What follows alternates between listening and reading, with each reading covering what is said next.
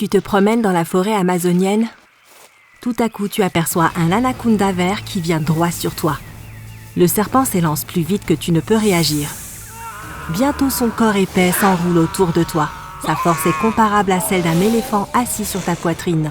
L'anaconda est un constricteur. Il enroule son corps autour de sa proie et continue à serrer jusqu'à ce qu'il ne sente plus aucun battement de son cœur.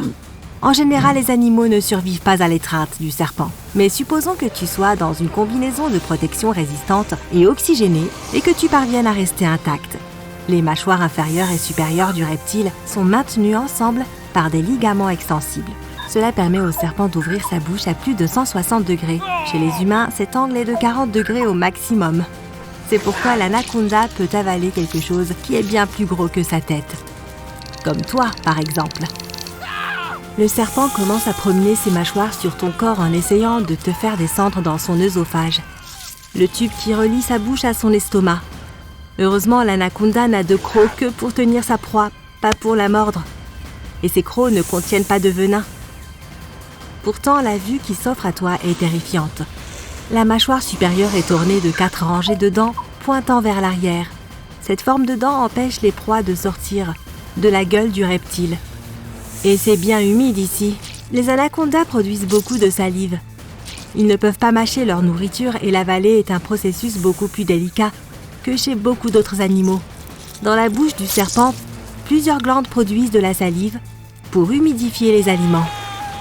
La prochaine sensation que tu ressens est un nouveau serrement. L'anaconda a 2 étapes pour avaler. D'abord, ses muscles se serrent et forcent la proie à descendre dans le corps du reptile. Ensuite, il bouge et plie son corps et sa colonne vertébrale pour que les côtes poussent contre la paroi à l'intérieur. Cette pression permet de comprimer la nourriture. Si tu pouvais voir l'ensemble du processus de déglutition, tu aurais l'impression que le serpent rampe sur toi. Tu te sens mal à l'aise, il fait trop chaud.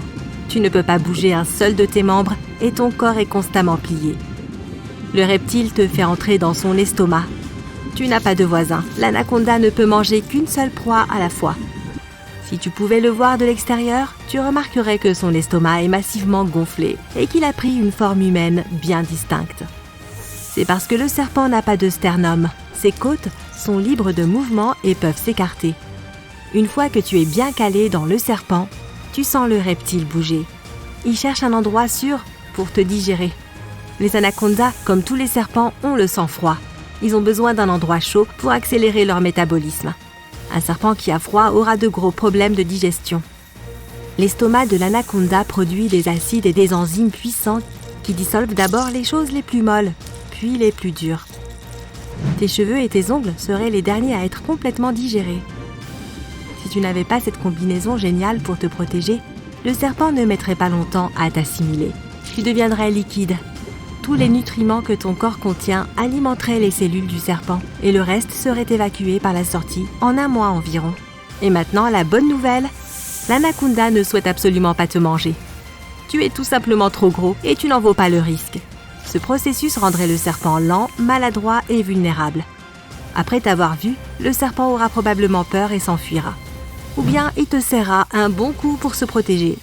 Alors mieux vaut garder tes distances. Maintenant, la question est, comment sortir d'ici ?